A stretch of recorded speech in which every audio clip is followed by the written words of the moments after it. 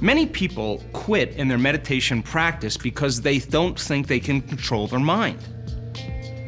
Well, if you're thinking 60 to 70,000 thoughts in one day, the majority of those thoughts are the same thoughts as the day before. And they're hardwired, automatic attitudes and thoughts. They're typically happening behind the scenes of your awareness. Thoughts like, I'll never change, it's too hard, my life isn't very good, I'll never find love in my life, I'll never find the right job. These are the thoughts that people think constantly every day.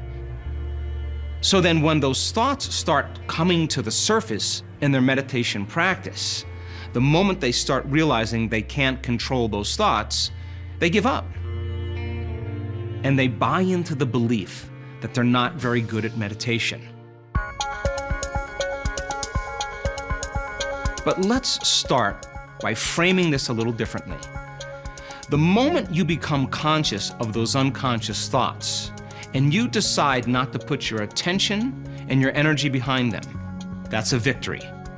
In other words, the moment you start noticing those thoughts, and instead of reacting to them, just observing them, you are beginning to know thyself. If you notice then in your meditation practice that your body is in a program and it's busy every single day doing a lot of things, and it wants to get up and go do something. It wants to begin to habituate on autopilot. And you become aware that your body wants to do that. And instead of responding to the body as the mind and getting up and quitting, if you can settle it back down into the present moment, that's a victory as well. Because you're saying then that your body is no longer the mind, you're the mind. And those victories add up.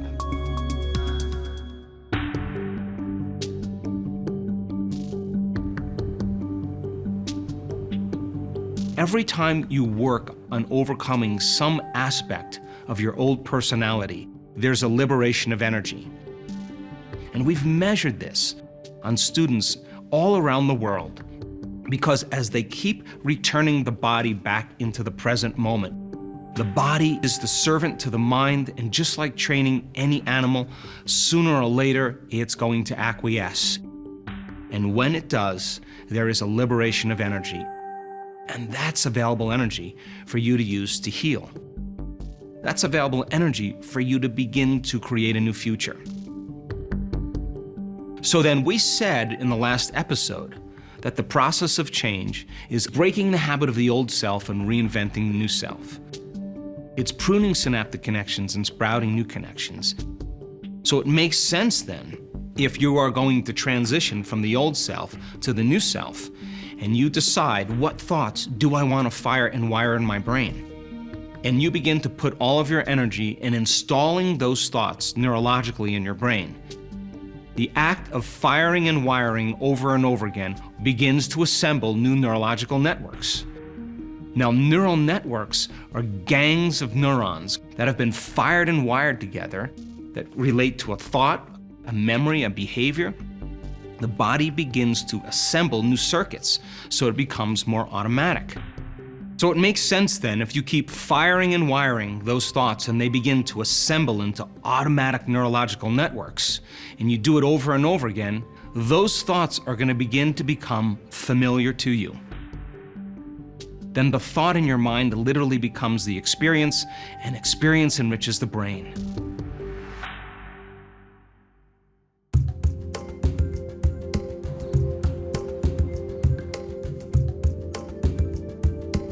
Now, let's look at another way to understand meditation.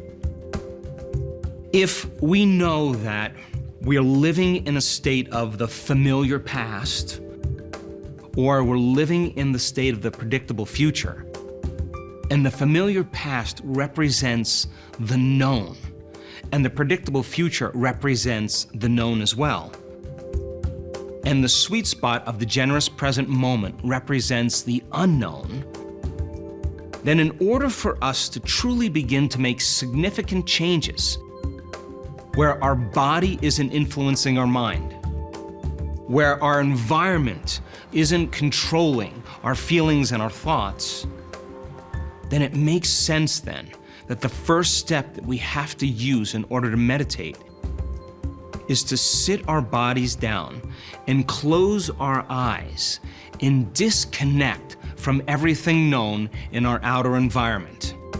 Less sensory information is coming into the brain. Now, all of a sudden, your inner world starts becoming more real than your outer world. If you can sit your body down and, like training that animal, saying to your body, you stay. I'm going to feed you. You can check your emails, you can check your texts, you can post anything on Facebook, you're gonna get a shower, you're gonna get a cup of coffee, but right now, you're no longer the mind, I'm the mind.